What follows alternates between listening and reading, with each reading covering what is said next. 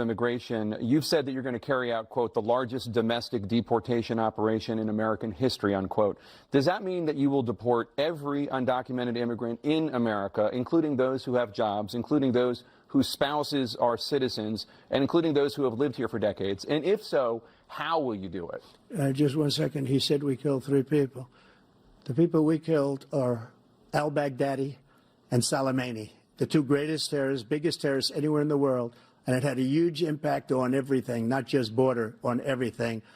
He's the one that killed people with the bad water, including hundreds of thousands of people dying, and also killing our citizens when they come in.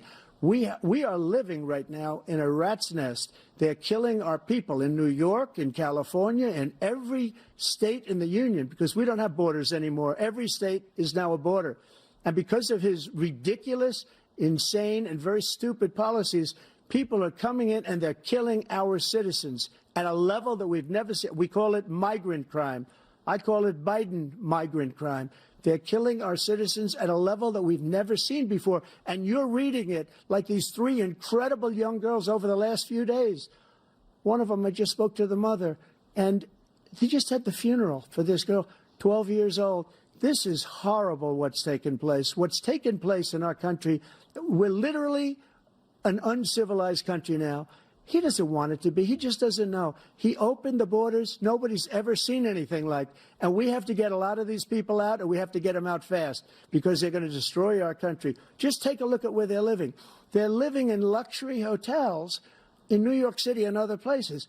Our veterans are on the street. They're dying because he doesn't care about our veterans. He doesn't care. He doesn't like the military at all, and he doesn't care about our veterans. Nobody been worse. I had the highest approval rating for veterans taking care of the VA. He has the worst. He's gotten rid of all the things that I approved. Choice that I got through Congress, all of the different things I approved, they abandoned. We had by far the highest, and now it's down in less than half, because he's done all these great things that we did, and I think he did it just because I approved it, which is crazy. But he has killed so many people at our border by allowing all of these people to come in. And it's a very sad day in America. President Biden, you have the mic. Every single thing he said is a lie. Every single one. For example, veterans are a hell of a lot better off since I passed the PACT Act. 1 million of them now have insurance, and their families have it. Their families have it because what happened, whether it was Agent Orange or burn pits, they're all being covered now. And he opposed, his group opposed that.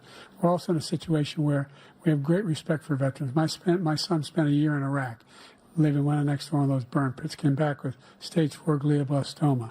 I was recently in France for D-Day, and I spoke all about those heroes that died. I went to the World War II cemetery, World War I cemetery he refused to go to. He was standing with his 4-star general, and he told me, he said, I don't want to go in there because they're a bunch of losers and suckers. My son was not a loser, was not a sucker. You're the sucker. You're the loser. President Trump? First of all, that was a made-up quote, suckers and losers. They made it up. It was in a third-rate magazine that's failing, like many of these magazines. He made that up. He put it in commercials. We've notified him. We had 19 people that said I didn't say it. And think of this. Who would say I'm at a cemetery or I'm talking about our veterans? Because nobody's taken better care. I'm so glad this came up, and he brought it up. There's nobody that's taken better care of our soldiers than I have. To think that I would, in front of generals and others, say suckers and losers. We have 19 people that said it was never said by me. It was made up by him, just like Russia was made up, just like the 51 intelligence agents are made up, just like the new thing with the 16 economists are talking. It's the same thing. 51 intelligence agents said that the laptop was Russia disinformation. It wasn't. That came from his son, Hunter. It wasn't Russia disinformation. He made up the suckers and losers, so he should apologize to me right now. A 4-star general standing to your side who was on your staff who said you said it, period. That's number one. And number two, the idea that I have to apologize to you for anything along the line. We've done more for veterans than any president has in American history. And they now are in their family. The only sacred obligation we have as a country is to care for our veterans when they come home and their families and equip them when they go to war. That's what we're doing. That's what the VA is doing now. They're doing more for veterans than ever before in our history. All right. Thank you so much. Let's move to the topic of foreign policy. I want to begin with Russia's war against Ukraine, which is now in its third year. Former President Trump, Russian President Vladimir Putin says he'll only end this war if Russia keeps the Ukrainian territory it has already claimed and Ukraine abandons its bid to join NATO. Are Putin's terms acceptable to you? First of all, our veterans and our soldiers can't stand this guy. They can't stand him. They think he's the worst commander-in-chief, if that's what you call him, that we've ever had. They can't stand him. So let's get that straight. And they like me more than just about any of them. And that's based on every single bit of information.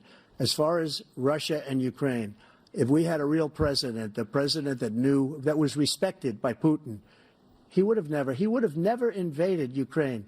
A lot of people are dead right now, much more than people know. You know, they talk about numbers. You can double those numbers, maybe triple those numbers. He did nothing to stop it. In fact, I think he encouraged Russia from going in.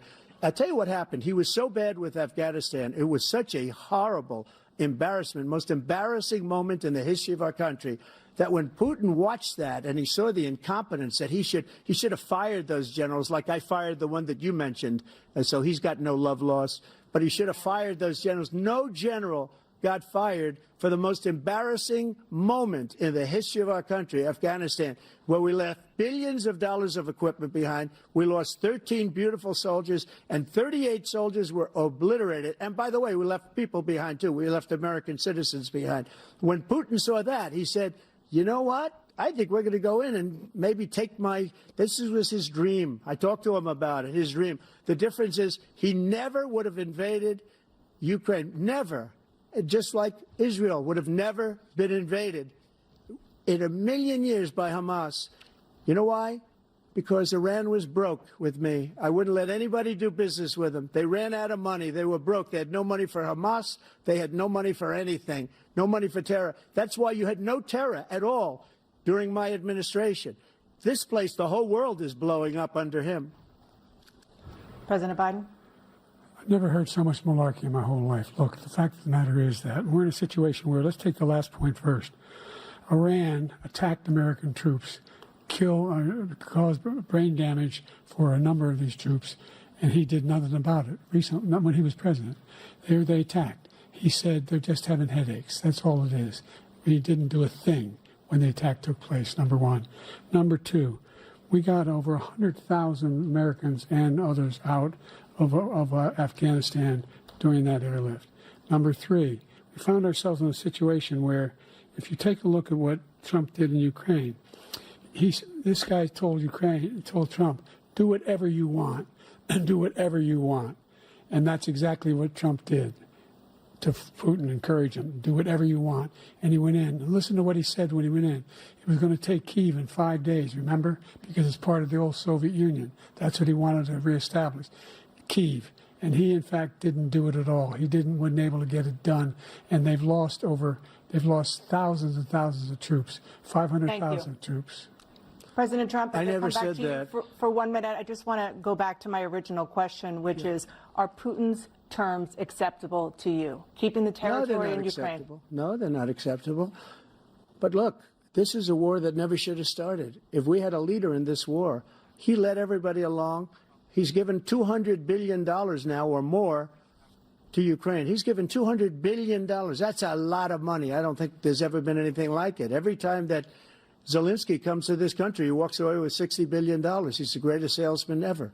And I'm not knocking him. I'm not knocking anything. I'm only saying the money that we're spending on this war, and we shouldn't be spending, it should have never happened. I will have that war settled between Putin and Zelensky as president-elect before I take office on January 20th. I'll have that war settled. People being killed so needlessly, so stupidly, and I will get it settled, and I'll get it settled fast before I take office. President Biden, you have a minute. The fact is that Putin is a war criminal. He's killed thousands and thousands of people. And he has made one thing clear. He wants to reestablish what was part of the Soviet Empire, not just a piece. He wants all of Ukraine. That's what he wants. And then do you think he'll stop there? Do you think he'll stop when if he takes Ukraine? What do you think happens to Poland? What do you think of Belarus? What do you think happens to those NATO countries? And so if you want a war, you ought to find out what he's going to do, because if in fact he does what he says and walks away, and by the way, all that money we give Ukraine are from weapons we make here in the United States. We give them the weapons, not the money at this point. And our NATO allies have produced as much funding for Ukraine as we have. That's why we're strong. Thank you. Moving on to the Middle East. In October, Hamas attacked Israel, killing more than 1,000 people and taking hundreds of hostages. Among those held and thought to still be alive are 5 Americans. Israel's response has killed thousands of Palestinians and created a humanitarian crisis in Gaza. President Biden, you've put forward a proposal to resolve this conflict, but so far Hamas has not released the remaining hostages, and Israel is continuing its military offensive in Gaza. So what additional leverage will you use to get Hamas and Israel to end the war? You have 2 minutes. Number one, everyone from the United Nations Security Council straight through to the G7 to the Israelis and Netanyahu himself have endorsed the plan I put forward, which has 3 stages to it. The first stage is trade the hostages for a ceasefire. Second phase is a ceasefire with additional conditions. The third phase is the end of the war. The only one who wants the war to continue is Hamas, number one. They're the only ones standing out. We're still pushing hard to get them to accept. In the meantime, what's happened? In Israel, we're finding that the only thing I've denied Israel was 2,000-pound bombs. They don't work very well in populated areas. They kill a lot of innocent people. We're providing Israel with all the weapons they need and when they need them. And by the way, I'm the guy that organized the world against Iran when they had a full-blown intercontinental ballistic missile attack on Israel. No one was hurt. No one Israeli was accidentally killed, and it just stopped. We saved Israel. We are the biggest producer of support for Israel of anyone in the world. And so there are 2 different things. Hamas cannot be allowed to be continued. We continue to send our experts and our intelligence people as to how they can get Hamas like we did bin Laden. You don't have to do it. And by the way, they've been greatly weakened, Hamas, greatly weakened, and they should be. They should be eliminated. But you've got to be careful for using certain weapons among population centers.